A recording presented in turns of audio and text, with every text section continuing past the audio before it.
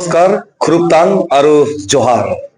এইখিনিতে মই শ্ৰী জাৰ্নেল মিঞ্চ 2026 অসম বিধানসভা নিৰ্বাচনত 83 নং মাঘেটা বিধানসভা সমষ্টিৰ পৰা মই প্ৰতিদ্বন্দ্বিতা আগবঢ়াইছো। ঝাৰখণ্ড মুক্তি মৰ্চাৰ মনোনীত প্ৰাৰ্থী আৰু জয় ভাৰত পাৰ্টিৰ সমৰ্থিত প্ৰাৰ্থী হিচাপে মই এইবাৰ 83 নং মাঘেটা বিধানসভা সমষ্টিৰ পৰা প্ৰতিদ্বন্দ্বিতা আগবঢ়াইছো। এইখিনিতে মই আজি এই প্ৰেছ মিট এই কাৰ্যসূচীত অংশগ্ৰহণ কৰা সমূহ আমাৰ মাঘেটাৰ সাংবাদিক বন্ধুসকল, আমাৰ মাজত জয় ভাৰত পাৰ্টি আৰু ঝাৰখণ্ড মুক্তি মৰ্চাৰ LAC কমিটিৰ বিষয়ববীয়াসকল, আজি আমাৰ মাজত উপস্থিত নতুনকে জয় ভাৰত পাৰ্টি আৰু ঝাৰখণ্ড মুক্তি মৰ্চাত যোগদান কৰা সমূহ বিষয়ববীয়াসকল, আমাৰ মাজত উপস্থিত আশা প্ৰাক্তন আৰু আৰ্টছাৰ প্ৰাক্তন বিষয়ববীয়াসকল, আপোনালোক সকলোকে মই স্বাগতম জনাইছো।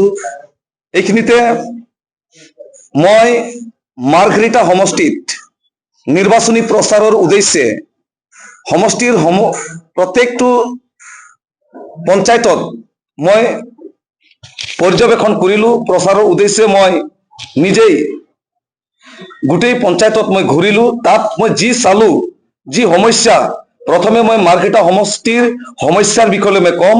প্ৰথম সমস্যাটো হৈছে যে মাৰ্ঘেৰিটাত এতিয়াও আজি ভাৰত স্বাধীন হৈ 79 ইয়াৰ্ছ হৈ গ'ল, কিন্তু এনেকুৱা এটা গাঁও আছে যি গাঁওবিলাকত এতিয়াও বিজুলীৰ চাকিৰ পোহৰ দেখিবলৈ পোৱা নাই।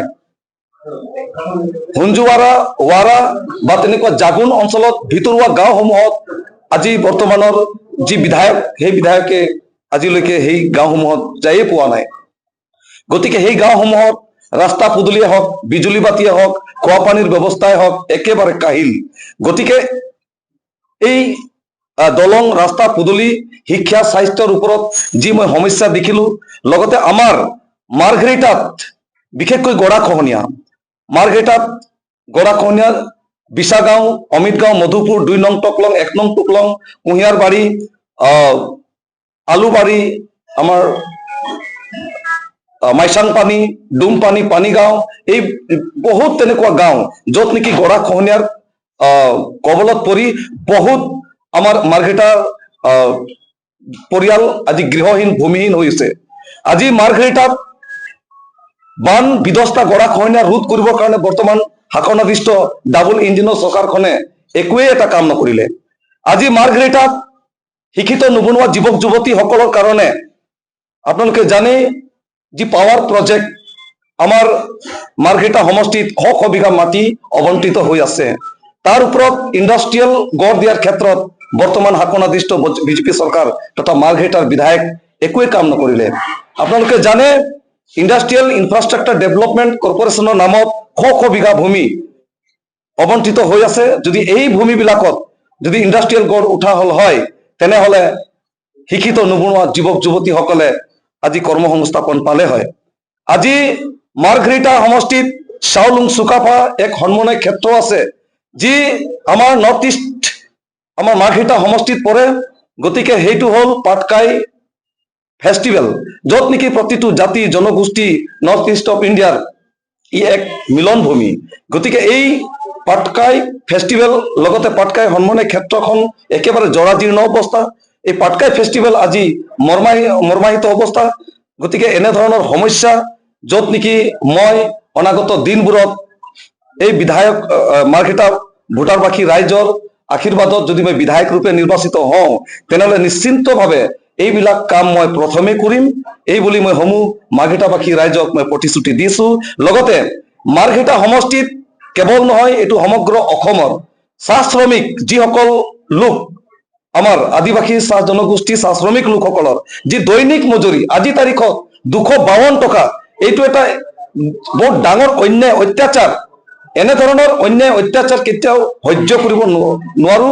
স্পষ্ট কথা, ঝাৰখণ্ড মুক্তি মৰ্চা আৰু জয় ভাৰত পাৰ্টিৰ অমিহতীয়া প্ৰাৰ্থী জাৰ্নেল মিঞ্চ যদি অসমৰ ভিতৰত মাৰ্ঘেৰিটাৰ পৰা যদি জয় হয়, তেনেহলে স্পষ্ট কথা, চাহ শ্ৰমিকৰ দৈনিক মজুৰি 551 টকা, চাহ শ্ৰমিকৰ মাটিৰ পট্টা, চাহ শ্ৰমিক বা চাহ বাগিচাসমূহত যিবিলাক স্কুল আৰু হস্পিটেল আছে, এই স্কুল আৰু হস্পিটেল বিলাক অত্যাধুনিক হিচাপে গঢ় দিয়াত গুণগত শিক্ষাৰ ওপৰত মই কাম কৰিম আৰু আপোনালোকে চাব মাৰ্ঘেৰিটা যিটো হস্পিটেল আছে তাত পৰ্যাপ্ত পৰিমাণে ডক্টৰ নাই, দৰৱ নাই, বাগানৰ যি স্কুল আৰু হস্পিটেল এইটোতো একেবাৰে পয়া লগা, পানীত হাঁহ নচৰা অৱস্থা। গতিকে এইবিলাকৰ ওপৰত মই বিশেষ গুৰুত্ব দিম।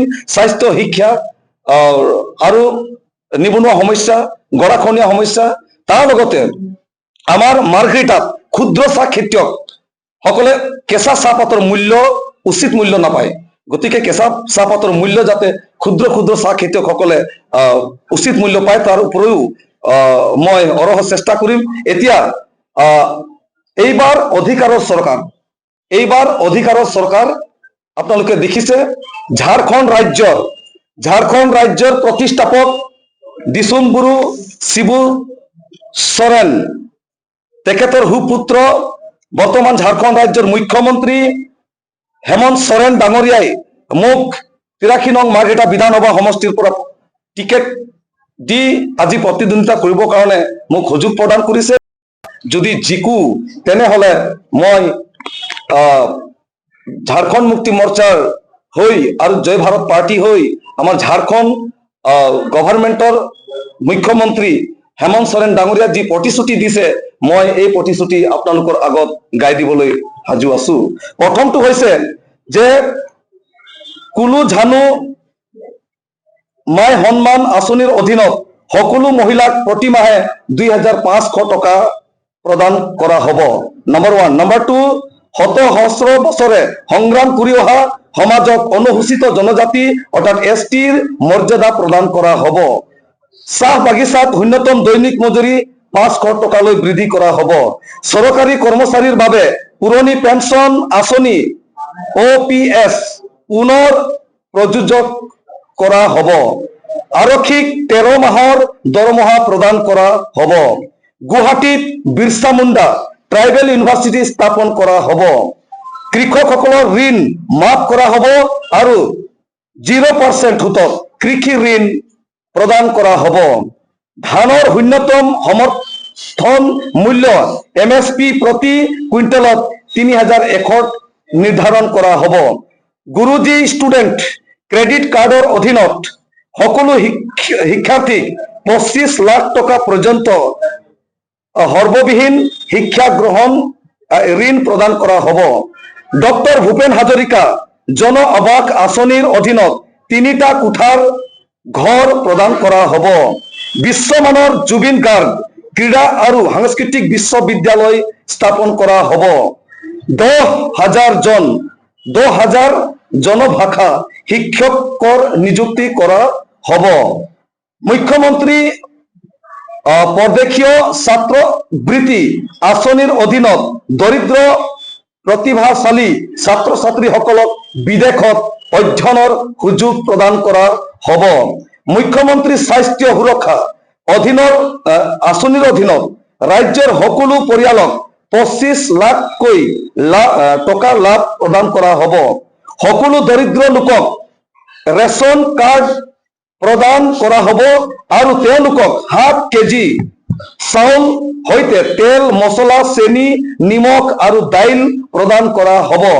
মুখ্যমন্ত্ৰী কিশোৰী সমৃদ্ধি আঁচনিৰ অধীনত সকলো কিশোৰীক 1 লাখকৈ সহায়তা প্ৰদান কৰা হ'ব। সকলো চৰকাৰী আৰু চুক্তিভিত্তিক কৰ্মৰত মহিলা কৰ্মচাৰীক 2 বছৰ পূৰ্ণ বেতনসহ শিশুৰ যত্ন অৱকাশ প্ৰদান কৰা হ'ব। সৰু আৰু মধ্য শ্ৰেণীৰ ব্যৱসায়ীসকলে গ্ৰহণ কৰা ঋণৰ সুদ সম্পূৰ্ণ মাফ কৰা হ'ব। বৃদ্ধ, বিধৱা আৰু দিব্যাংগসকলক প্ৰতি মাহে 2500 পেঞ্চন প্ৰদান কৰা হ'ব।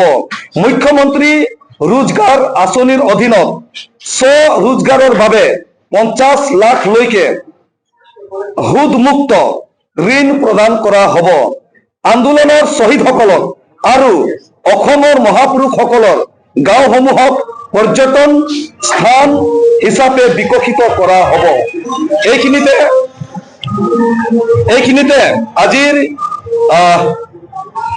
প্ৰেছ মিট দিয়াৰ মহান উদ্দেশ্যৰ লক্ষ্য আগত ৰাখি মই পুনৰবাৰ মাৰ্ঘেৰিটা সমষ্টিবাসীৰ সকলো জাতি জনগোষ্ঠী সকলো ধৰ্মাৱলম্বী সকলো বুদ্ধিজীৱী সকলো জনগোষ্ঠীৰ মহিলা আই মাতৃ শিক্ষিত নিবনুৱা যুৱক যুৱতী উঠি অহা প্ৰজন্মই এক সুন্দৰ মাৰ্ঘেৰিটা উন্নয়নমূলক মাৰ্ঘেৰিটা সকলোৰে সম অধিকাৰ সম উন্নয়ন আৰু সম বিকাশৰ লক্ষ্যৰে আপোনালোক সকলোৱে মোক অহা 9 এপ্ৰিল 2026 তাৰিখে ধনুকাৰ চিহ্নত ইভিএম মেচিনৰ 2 নম্বৰত ধনুকাৰ চিহ্নত মোক আপোনালোকৰ বহুমূল্য ভোট দি বিপুল ভোটত জয়যুক্ত কৰিবলৈ মই বিনম্ৰতাৰে সকলোৰে আগত চিৰ কামনা কৰিছো।